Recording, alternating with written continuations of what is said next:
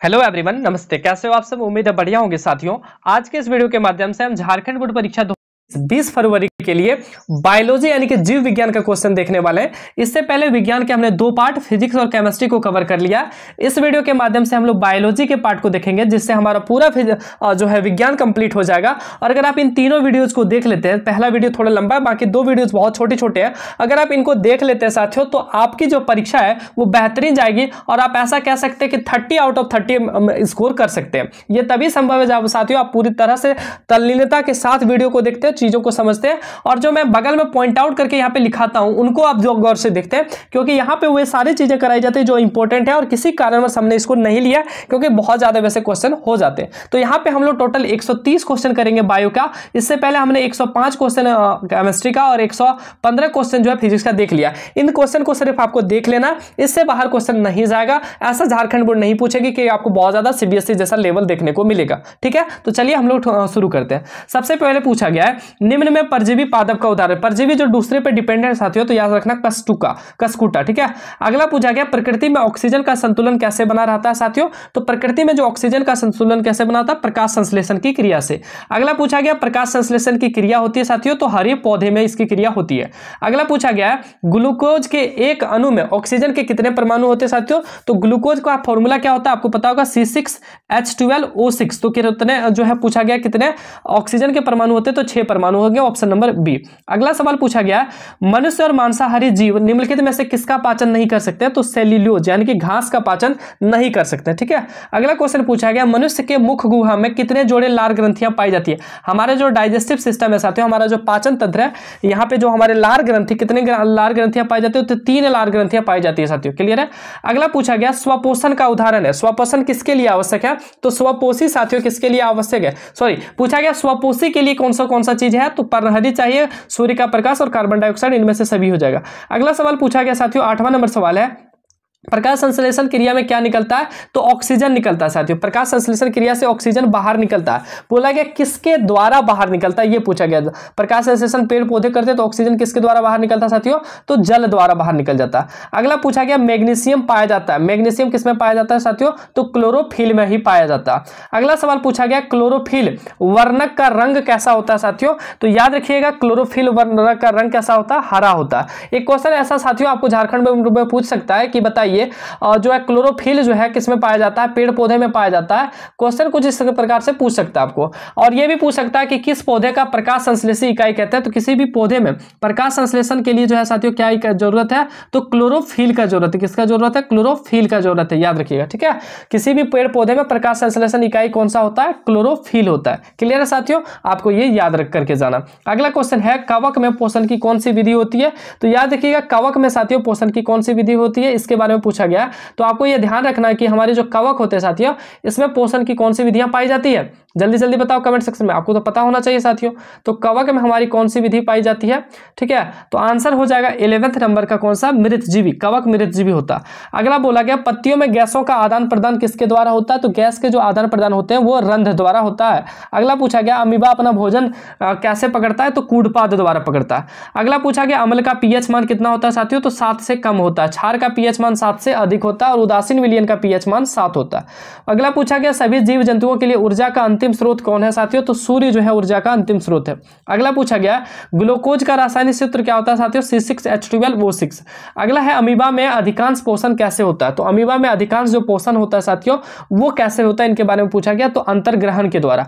अगला क्वेश्चन है, किसकी उपस्थिति के कारण पौधों का रंग हरा होता है? तो क्लोरोफिल के कारण। किसके उपस्थिति के कारण साथियों? क्लोरोफिल की उपस्थिति के कारण।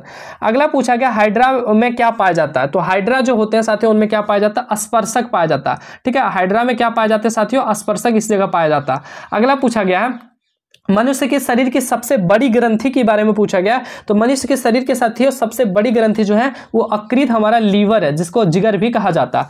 स्वपोषी पोषण के लिए आवश्यक है साथियों इनमें से सभी। अभी आपने ये क्वेश्चन कर लिया ऑलरेडी। दांत के सबसे ऊपरी परत को क्या कहते हैं? इनामेल कहते हैं। ठीक है, अगला बोला गया, मानव आहार नाल का सबसे लंबा भाग है तो छोटी आंत होता है, मानव आहार नाल का सबसे लंबा भाग जो 7.5 मीटर होता है। ठीक है, अगला क्वेश्चन है साथियों 24 के बाद हमारा क्वेश्चन है पौधों में भोजन किस रूप में जमा होता है साथियों। तो पौधों में जो भोजन होता है वो किस रूप में जमा होता है, तो याद रखिएगा स्टार्च के रूप में। अगला क्वेश्चन पूछा गया पित्तरस कहां से स्रावित होता है साथियों, तो यकृत से जो है हमारा पित्तरस निकलता है। अगला पूछा गया निम्न में से कौन स्वपोषी है जो अपना भोजन खुद जो है तैयार करते हैं, तो हरे पौधे। अगला क्वेश्चन पूछा गया साथियों मनुष्य के आहार नाल में अवशेषी अंग है। ये सब क्वेश्चन आप भले पढ़े ना होंगे लेकिन ये क्वेश्चन इंपॉर्टेंट है। तो अपेंडिक्स जो है आहार नाल में क्या है, अवशेषी अंग है। बोला गया निम्नलिखित में से कौन ट्रिप्सिन एंजाइम का कार्य है। ट्रिप्सिन एंजाइम का कार्य क्या होता है साथियों, तो वो जो करते हैं क्या करते हैं, ट्रिप्सिन एंजाइम हमारा क्या करता है, तो हमारे जो भोजन है उसमें भोजन में जो है प्रोटीन का पाचन करते हैं। ठीक है, अगला बोला मुख्य गुहा का आहार का कौन सा भाग पाचन करता है। मुख्य गुहा में आहार का कौन सा भाग पाचन होता है साथियों, तो मुख्य गुहा में हमारा किसका पाचन होता है, तो कार्बोहाइड्रेट का हल्का सा पाचन हो जाता है। 30 नंबर का क्या हो जाएगा, बी नंबर। अगला पूछा गया पौधों में श्वसन होता है तो किसके द्वारा, पत्तियों द्वारा होता है। पौधों में श्वसन किसके द्वारा होता है साथियों, पत्तियों द्वारा होता है, जड़ के द्वारा और तना के द्वारा, तो किसके द्वारा, इनमें से सभी हो जाएगा। ठीक है, अगला पूछा गया कौन सी बीमारी श्वसन तंत्र से संबंधित है, यानी कि हमारे जो श्वसन से संबंधित कौन सी बीमारी इसमें है, ये पूछा गया। तो याद रखिएगा निमोनिया। अगला सवाल पूछा गया इथाइल अल्कोहल किस प्रकार के श्वसन में बनता है। इथाइल अल्कोहल साथियों किस प्रकार के श्वसन में बनता है, तो अवायवीय श्वसन में। अगला बोला गया मछली जो है उसका श्वसांग क्या होता है साथियों, मछली जो किससे सांस लेता है, तो गिल्स द्वारा सांस लेता है। 34 नंबर का बी नंबर। अगला पूछा गया पौधों में गैस का आदान प्रदान किसके द्वारा, तो रंध्र द्वारा होता है, यह भी हमने देखा। तिलचट्टा में कितने जोड़े श्वास रंध्र पाए जाते हैं, तो साथियों तिलचट्टा जो होता है उसमें कितने जोड़े पाए जाते हैं, तो याद रखिएगा साथियों ये 10 जोड़े। ठीक है, अगला क्वेश्चन पूछा गया श्वसन के अध्ययन के लिए उपयोग किए जाने वाले बीज है। श्वसन के अध्ययन के लिए उपयोग किए जाने वाले बीज कौन सा साथियों, तो अंकुरित बीज होना चाहिए। अगला क्वेश्चन पूछा गया श्वसन के अंतिम उत्पाद क्या है। श्वसन के साथियों अंतिम उत्पाद क्या है, यह पूछा जा रहा है। तो आंसर कौन सा हो जाएगा, CO2। ये देखो अगर पेड़ पौधे ऑक्सीजन, पेड़ पौधे क्या होते हैं साथियों, ऑक्सीजन, ये हम लोग जो है कार्बन डाइऑक्साइड छोड़ते हैं, पेड़ पौधे हाइड्रोजन डाइऑक्साइड जिसके साथ हमारा जल मिला होता है और ऊर्जा लास्ट तक मिलता है। ठीक है, अगला बोला है निम्नलिखित में से ऊर्जा का मुद्रा के रूप में जाना जाता है। तो ऊर्जा किसमें नापते हैं साथियों, ATP में। किसमें, ATP। 39 का हो जाएगा हमारा कौन सा, बी नंबर। अगला पूछा गया निश्वास नली में वायु रहती है, तो निश्वास नली जो हमारे सांस में होती है साथियों उसमें कौन सी वायु रहती है, तो जब निकलने टाइम क्या होता है, तो कार्बन डाइऑक्साइड।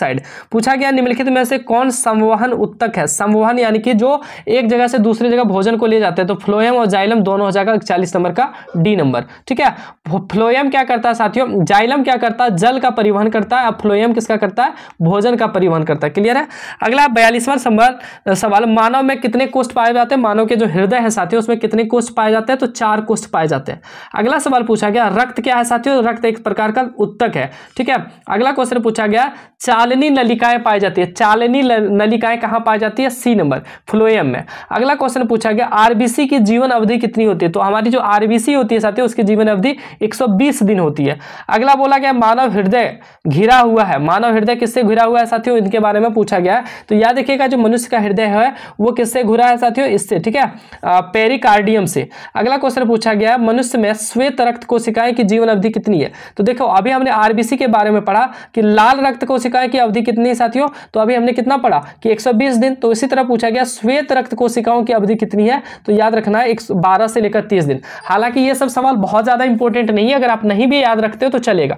अगला बोला किस जीव में हीमोग्लोबिन नहीं होता, सिर्फ आपको ये सब पढ़ लेना है। देखो मनुष्य में साथियों हीमोग्लोबिन होता है, ये क्लियर सी बात है।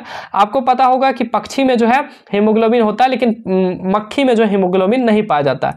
हीमोग्लोबिन की कमी से साथियों पूछा गया इनमें से कौन सा रोग हो जाता है, तब जब हीमोग्लोबिन की कमी होगी तो एनीमिया रोग हो जाएगा। खुला परिसंचरण तंत्र किसमें पाया जाता है साथियों, खुला परिसंचरण तंत्र किसमें पाया जाता है, तो तिलचट्टा में पाया जाता है। अगला पूछा गया ब्रेन हेमरेज का मुख्य कारण क्या है। हमारा ब्रेन का हेमरेज क्यों होता है, तो हाइपर टेंशन, बहुत ज्यादा टेंशन के कारण।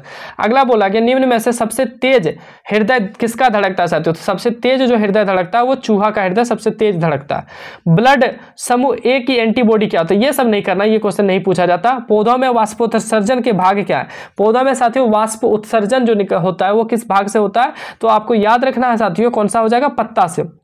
55वां नंबर सवाल है साथियों हृदय से रुधिर को संपूर्ण शरीर में पंप किया जाता है, तो किसके द्वारा पंप किया जाता है, हृदय से जो है तो नीले द्वारा। ठीक है, अगला सवाल पूछा गया सामान्य अनुसूथिलीन दाब के रक्त क्या है, ठीक है, ये पूछा गया। तो याद रखना रक्त दाब के बारे में पूछा गया, ब्लड प्रेशर के बारे में पूछा गया साथियों, तो हमारा हो जाएगा 80 से 120, ठीक है, 80 से 120 हो जाएगा।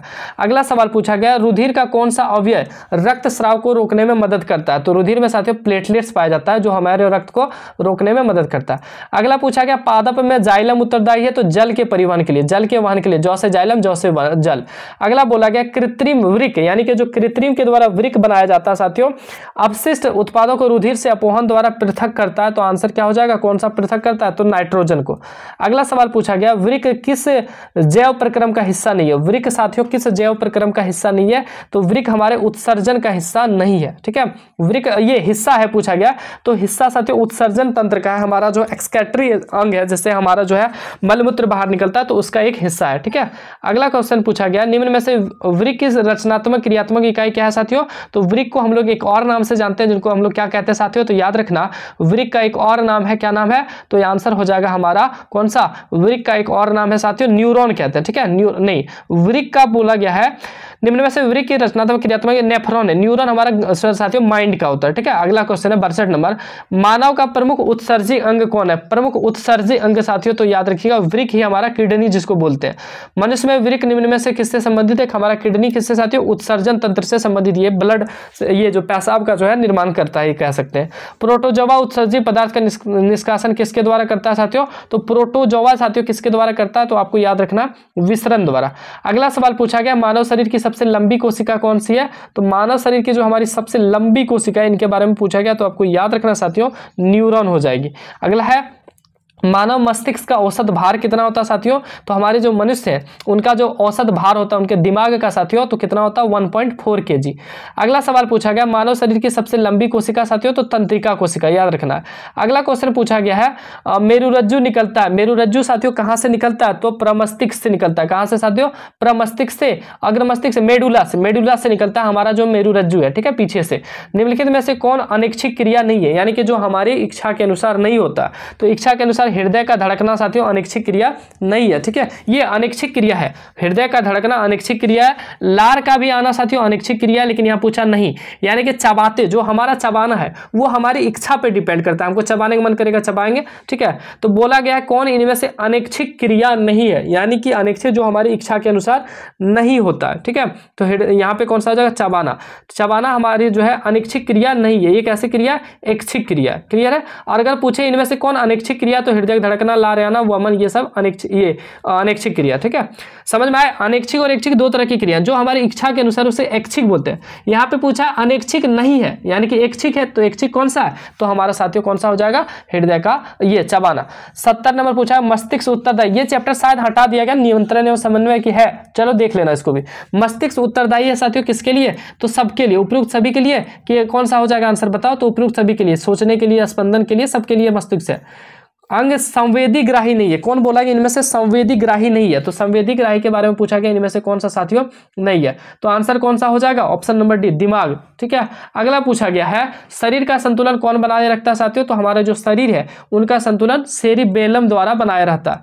अगला पूछा गया, रुधिर चाप नियंत्रित होता है, रुधिर का जो चाप होता है साथियों वो किसके द्वारा नियंत्रित होता है? एड्रेनलिन द्वारा, ठीक है।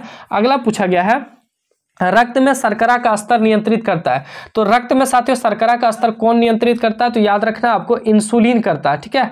अगला सवाल पूछा गया, ग्वाइटर अथवा घेंघा होता है, ग्वाइटर अथवा घेंघा रोग किसके कारण होता है साथियों? ये पूछा गया, तो आयोडीन की कमी के कारण ग्वाइटर और घेंघा रोग होता है, ठीक है। अगला क्वेश्चन पूछा गया है, मनुष्य शरीर की सबसे बड़ी ग्रंथि, अभी हमने आपको लीवर, जिगर के बारे में बताया।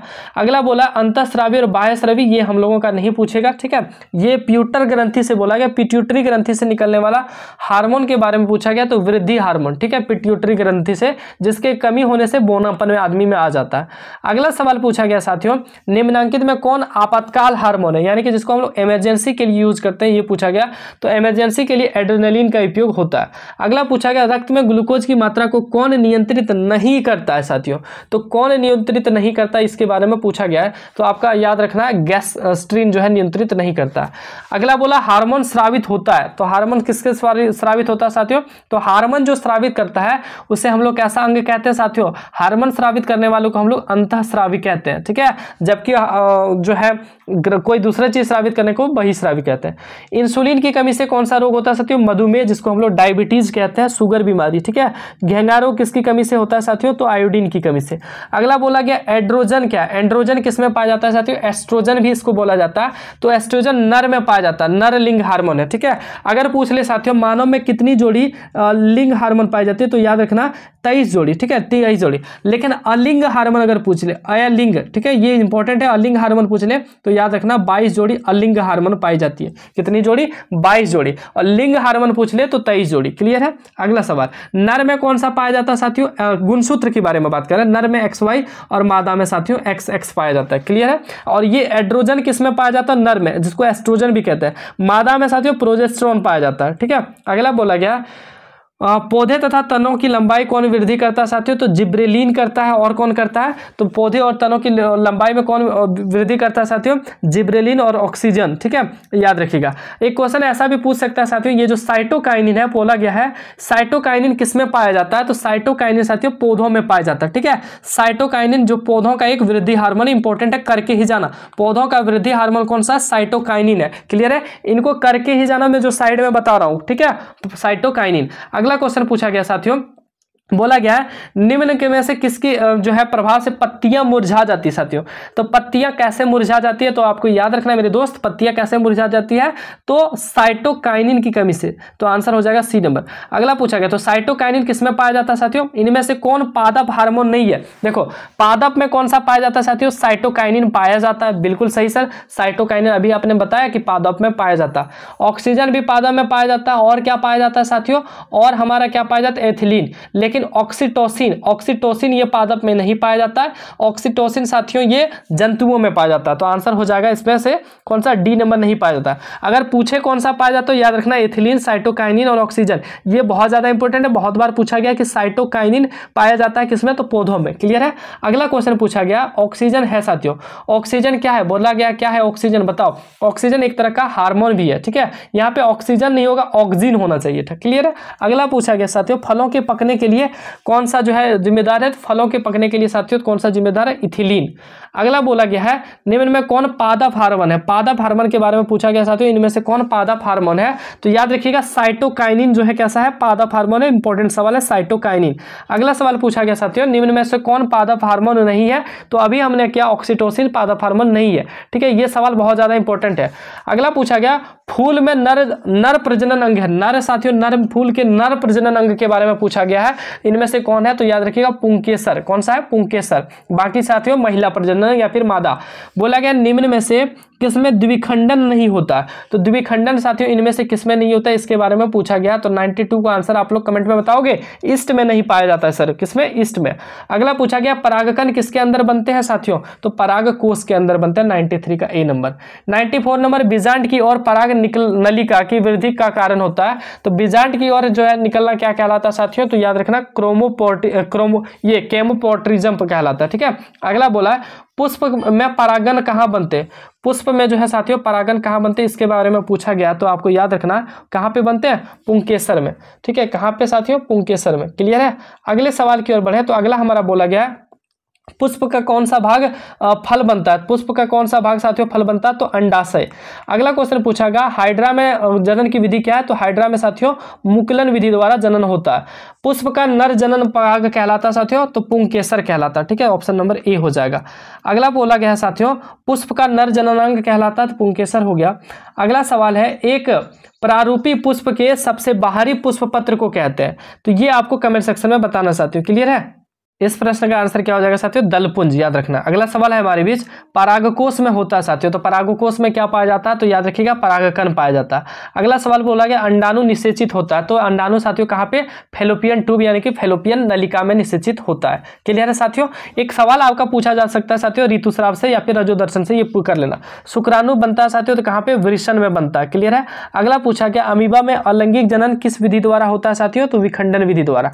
अगला पूछा गया साथियों, निम्न में से कौन एक उभयलिंगी जंतु है? तो उभयलिंगी कौन सा हो जाएगा साथियों? केंचुआ। अगला सवाल पूछा गया है किशोरावस्था में होने वाले शारीरिक परिवर्तन कौन सा है? तो ये आंसर कौन सा हो जाएगा? ए और बी दोनों, ठीक है, ऑप्शन नंबर डी।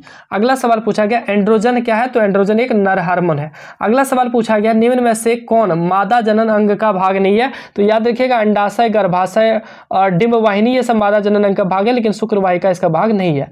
अगला पूछा गया निम्न में से कौन सा जीवाणु जनित रोग नहीं है साथियों? ये आपको करना नहीं है, ये पूछा भी नहीं जाएगा। अगला बोला गया डेंगू उत्पन्न करने वाले मच्छर किस तरह के जल में रहते हैं साथियों? तो साफ जल में रहते हैं, ठीक है। अगला सवाल पूछा गया निम्नलिखित में कौन मलेरिया परजीवी है? मलेरिया परजीवी साथियों कौन सा हो जाएगा? प्रोटोजोआ। अगला पूछा गया निम्न में से कौन जनन संचरित रोग के अंतर्गत आता है? तो एड्स जो है जनन संचरित रोग के अंतर्गत आता है, ठीक है। हालांकि इनमें से सभी भी इसका आंसर हो सकता है साथियों, आप इसको देख लेना एक बार। अगला पूछा गया नर युग्मक गुणसूत्र कितने होते हैं साथियों? तो 23 जोड़ी नर युग्मक गुणसूत्र पाए जाते हैं, लेकिन आपको एक चीज ध्यान रखना साथियों, अलिंग गुणसूत्र के बारे में अगर पूछा जाता है, देखो यहाँ पे संख्या के बारे में पूछा गया, ठीक है। तो यहाँ पे आपको याद रखना है कौन सा नर युग्मक में गुणसूत्र की संख्या होती है साथियों? तो यहाँ पे कितना हो जाएगा? 23 होती है, ठीक है, 23 होती है। और मादा में 22। अलिंग गुणसूत्र पूछे या फिर मादा में गुणसूत्र साथियों, तो यहाँ पे 22 हो जाएगा। मादा या फिर अलिंग गुणसूत्र की संख्या कितनी? 22 हो जाएगा। याद रखना इनको, ठीक है, 22 जोड़ी लिखना, क्या 22 जोड़ी, क्लियर है। अगला सवाल हम लोग देखते हैं साथियों। अगला सवाल देखो निम्न में से किससे, देखो मादा में पूछे साथियों तो भी 23 होगा, समझो जरा सा। 23 जोड़ी गुणसूत्र पाए जाते हैं मादा और नर में, ठीक है। तो ये मानव में इसलिए बोला जाता है 23 जोड़ी पाया जाता है। तो यहाँ पे 22 जोड़ी क्या होते हैं साथियों? अलिंग होते हैं। क्या होते हैं? अलिंग। एक जोड़ी ही लिंग गुणसूत्र पाया जाता है, तो आपको याद रखना 22 जोड़ी अलिंग होता है। इंपॉर्टेंट सवाल है। अगला सवाल पूछा गया अनुवांशिकी का पिता किसको कहते हैं साथियों? तो किसको कहते हैं? ग्रेगर जॉन मेंडल को। अगला पूछा गया है, ठीक है, चार्ल्स डार्विन को कहते हैं। ये आप लोग देख लेना, एक दो क्वेश्चन ऐसा है जो आप लोग देख लेना। निम्न में से कौन एक अवशेषी अंग है? ये नहीं पूछा जाएगा। ये सब सवाल साथियों जो नहीं पूछा जाएगा हम आपको नहीं करा रहे। मटर का पौधा ये चैप्टर आई थिंक है, ठीक है, मटर का पौधा। कीटों के पंख और चमगादड़ के पंख किस तरह के हैं, इनको कर लेना आप लोगों को। बाकी साथियों ऐसा ही क्वेश्चन आपको पूछा जाएगा। हाँ, एक क्वेश्चन आपको रखना है उपभोक्ता। उपभोक्ता साथियों शाकाहारी जो होते हैं, शाकाहारी को हम लोग क्या कहते हैं साथियों? याद रखना, शाकाहारी को हम लोग उपभोक्ता कहते हैं। किसको क्या कहते हैं? उपभोक्ता कहते हैं। इसको प्राथमिक पोषी स्तर भी कहा जाता है। यह आंसर आपको याद रखना बहुत ज्यादा इंपॉर्टेंट साथियों, ठीक है, क्लियर है। इनको आपको याद रख के ही जाना है। अगला साथियों बोला गया ओजोन परत पाया जाता है, तो ओजोन परत कहाँ पाया जाता है? ये सब क्वेश्चन बहुत ज्यादा इंपॉर्टेंट नहीं है, ठीक है। अगला क्वेश्चन है साथियों जो आपको इतना ही क्वेश्चन इससे रखिए, जब बाकी जो क्वेश्चन पूछा जाता है झारखंड बोर्ड इससे बाहर नहीं पूछेंगे। हालांकि कुछ क्वेश्चन ऐसे भी होंगे जो आपको समझ में नहीं आएंगे, लेकिन कम समय में हमने ज्यादा से ज्यादा क्वेश्चन कराने की कोशिश की है। उम्मीद है आपको वीडियो अच्छी लगेगी। अच्छी लगे तो लाइक कीजिए, दोस्तों में शेयर कीजिए साथियों। बाकी हमारे व्हाट्सएप ग्रुप में जुड़ने के लिए आप 98359835146164 पर मैसेज कर दें, हम आपको व्हाट्सएप ग्रुप में ऐड कर लेंगे साथियों। ध्यान रहे व्हाट्सएप में आपको बहुत सारे कंटेंट देखने को मिलेंगे, एग्जाम ओरिएंटेड क्वेश्चन देखने को मिलेंगे, तो अब इन पे मैसेज करके जुड़ना है। व्हाट्सएप पे सिर्फ और सिर्फ मैसेज करना है। बाकी लिंक इसका डिस्क्रिप्शन में दिया गया है। सब्सक्राइब कर ले साथियों अगर चैनल वीडियो अच्छी लगी हो तो। बाकी झारखंड बोर्ड के जो क्वेश्चन पेपर है वो आपको जो है लीक होने की खबर भी मिल सकती है, तो इन सब अफवाहों से दूर रहें और कोशिश करें अपनी तैयारी पर ध्यान देने का, ठीक है। चलिए।